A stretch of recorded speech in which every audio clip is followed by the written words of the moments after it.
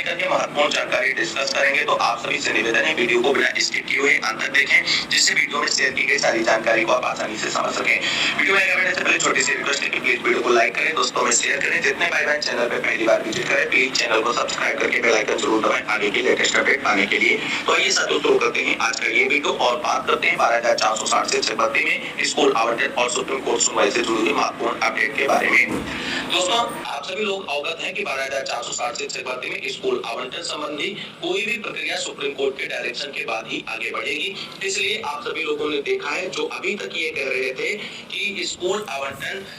की कार्रवाई आगे बढ़ाने के लिए सरकार और विभाग पूरी तरीके से प्रयास कर रही है और वही करा लेगी, लेकिन अब वो भी जो है मैदाने जंग कूद पड़े हैं भर्ती को सुप्रीम कोर्ट से शट आउट कराने के लिए, और वो भी आप सभी को बता दें आईए डालकर अभ्यर्थियों से आर्थिक सहयोग ले रहे हैं। लेकिन आप सभी साथियों को बता दें कि इतनी टीमें बन गई हैं कि चयनित अभ्यर्थी ये सही डिसीजन नहीं ले पा रहे हैं कि किस टीम को आर्थिक सहयोग किया जाए, किसको नहीं किया जाए। यहाँ पर आप सभी लोगों को बता दें आप सभी लोग बिल्कुल स्वतंत्र हैं, आपको जिस टीम पर भरोसा है और जिस टीम से आपको उम्मीदें हैं उस टीम को आप सपोर्ट करिए। लेकिन एक बात ध्यान रखिए कि 8वीं सुनवाई के लिए सुप्रीम कोर्ट में प्राइवेट काउंसलर होना बहुत ही मस्ट हो चुका है आज की डेट में, क्योंकि आप सभी की ढीला ढवाली और सरकार के इंतजार में आपने 3 डेटें ऐसी गवा दी है जहां पर आप सभी लोगों के लिए बहुत सारी चीजें अच्छी हो सकती थी। तो इस बार कम से कम 2 मोस्ट सीनियर अधिवक्ता सुप्रीम कोर्ट में सुनवाई के लिए प्राइवेट रूप में होने चाहिए और सरकार और विभाग से मिलकर के भी जो है आगे प्रयास करना चाहिए, जैसे ऐश्वर्या भाटी मैम पिछली सुनवाई की तरह गायब ना हो 8वीं की सुनवाई पर।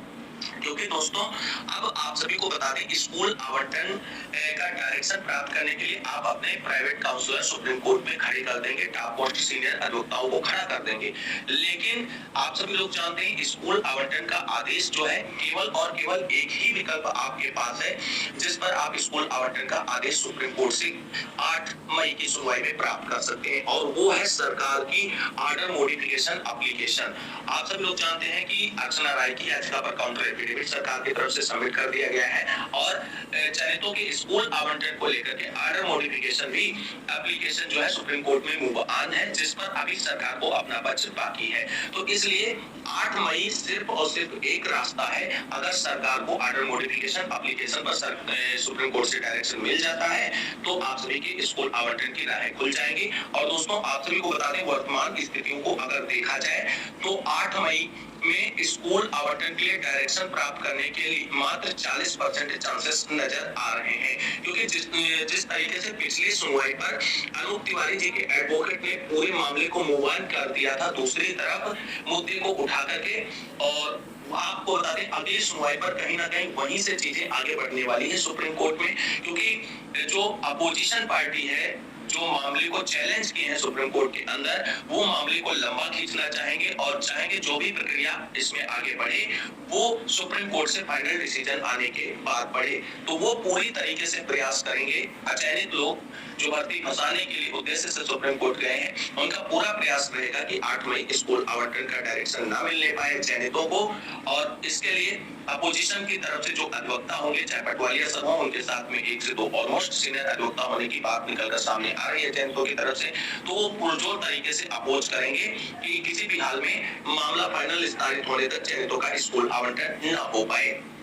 लेकिन दोस्तों अगर सरकार की तरफ से अपनी चीजों को सही प्रूव कर दिया गया कोर्ट के अंदर 8 मई में उनके अधिवक्ता की तरफ से, और ऊपर से आपके मोस्ट सीनियर अधिवक्ता जो खड़े होंगे स्कूल आवंटन को लेकर के उनकी तरफ से भी सपोर्ट कर दिया गया सरकारी पक्ष को, तो चीजें आसान हो सकती है और स्कूल आवंटन का डायरेक्शन मिल सकता है। लेकिन दोस्तों इसके केवल और केवल 40% चांसेस है, 60% चांसेस दोस्तों आप जो बन रहे हैं वो ये है कि 8 मई से आप सभी मामले को निस्तारित सुनवाई के लिए रखा जाएगा कोर्ट में, और मामला फाइनल सुनवाई के बाद ही इसमें जो आदेश आएगा उस पर कार्रवाई सुनिश्चित की जाएगी। तो ये चीजें दोस्तों जो आज की वर्तमान स्थितियों को देखते हुए नजर आ रही उसके भी पर आप सभी के साथ डिस्कस कर रहे हैं, यानी अभी भी आप सभी के पास एक मौका है 8 मई को स्कूल आवंटन का डायरेक्शन कराने का। लेकिन अगर इस डेट में आप चूके तो केवल और केवल मामला फाइनल निस्तारित होने के बाद ही आप सभी का स्कूल आवंटन या जो भी आदेश आएगा उस पर प्रक्रिया आगे बढ़ाई जाएगी। तो कुल मिलाकर के ये चीजें क्लियर हो गई हैं कि 8 मई को चूकना ही आप सभी लोगों के लिए बहुत बड़ा नुकसानदायक हो सकता है, और इसके बाद आप सभी को बता दें फिर मामला अगस्त सितंबर तक जो है फाइनल विस्तारित होकर के ही आगे बढ़ेगा, ये चीजें बिल्कुल क्लियर होंगी। तो कुल मिलाकर के स्कूल आवंटन के लिए अभी भी आपके रास्ते पूरी तरीके से बंद नहीं है। आप मेहनत और प्रयास करेंगे, सरकारी अधिवक्ता के साथ मिलकर के प्रयास करेंगे तो चीजें 8 मई को स्कूल आवंटन के लिए आसान हो सकती हैं, अन्यथा चीजें फाइनल डिसाइड होने के बाद ही आगे बढ़ेंगी। अब दोस्तों सोशल मीडिया पर एक चीज बहुत तेजी से वायरल हो रही है कि उमेश चंद्र की 85-36 याचिका अगर कोर्ट से जीतती है तो रूल निरस्त होगा और ऐसे में 51 जनपद के जो अभ्यर्थी हैं उनका नुकसान होगा और स्टेट मेरिट लागू कर दी जाएगी। दोस्तों ऐसा कुछ भी नहीं होने वाला है। अगर उमेश चंद्र की याचिका जीतती है सुप्रीम कोर्ट से,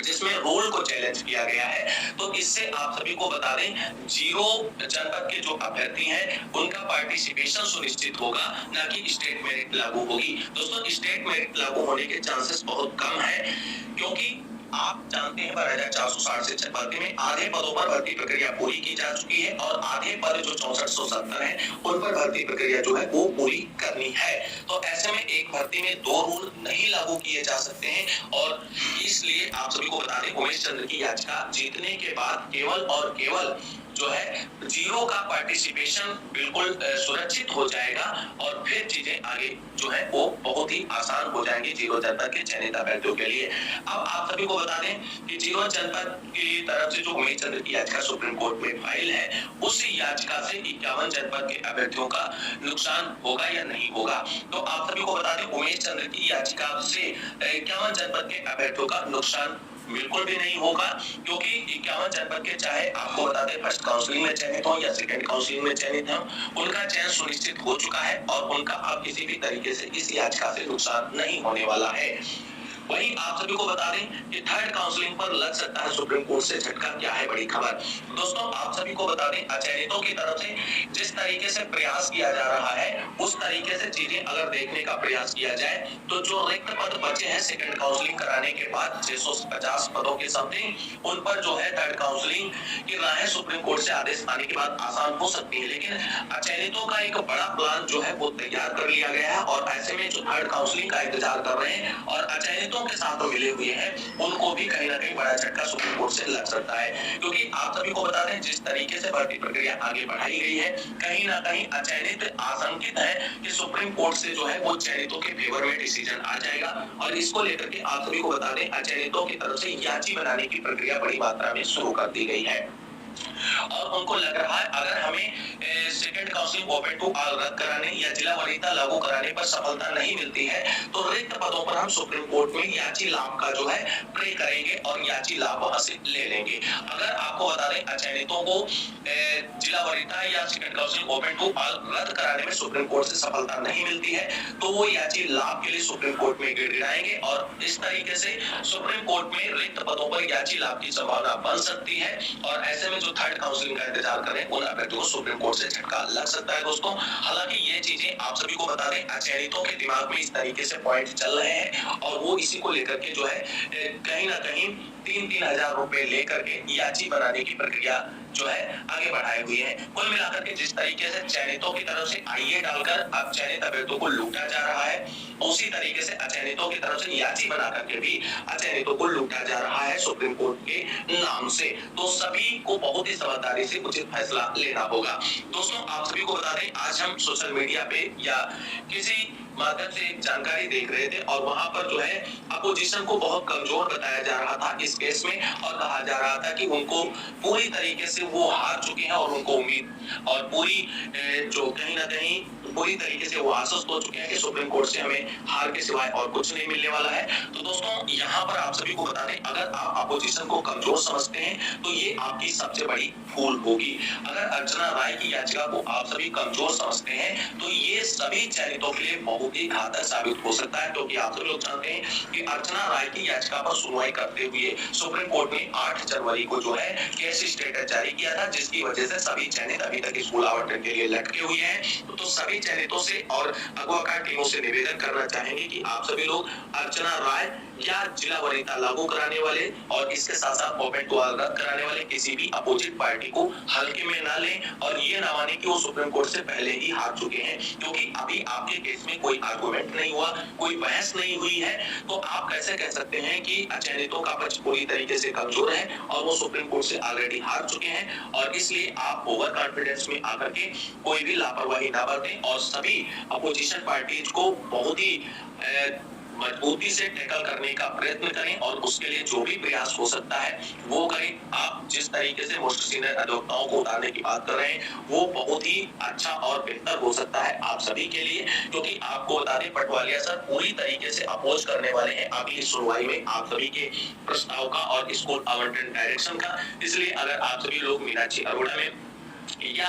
इसके साथ साथ कपिल सिब्बल सर या कोई और मोस्ट सीनियर अधिवक्ता लेकर के जाते हैं तो वो आपके बेहतरी के लिए ही होगा, क्योंकि जिस तरीके से चीजें आपको आसान करके बता दी जाती हैं, अपोजिशन इतना कमजोर है, ये है वो है। अगर अपोजिशन इतना कमजोर था तो उसने 8 जनवरी को स्टेटस क्यों कैसे ले लिया, तो ये चीजें समझनी होंगी और अपोजिशन को कमजोर समझने की भूल हमको नहीं करनी है। अगर भूल करेंगे तो इसका खामियाजा लंबा भुगतना पड़ेगा और आगे का परिणाम बहुत ही विपरीत हो सकता है सभी चयनितों के लिए। तो ये जो चीजें हैं इसको बड़ा होशियारी से आप सभी को कोर्ट के अंदर टैकल करने का प्रयास करना होगा। आप दोस्तों 12,460 से 36 से जुड़ी जो भी महत्वपूर्ण पॉइंट या सोशल मीडिया पर चीजें निकलकर सामने आ रही थी वो हमने डिस्कस कर दी है।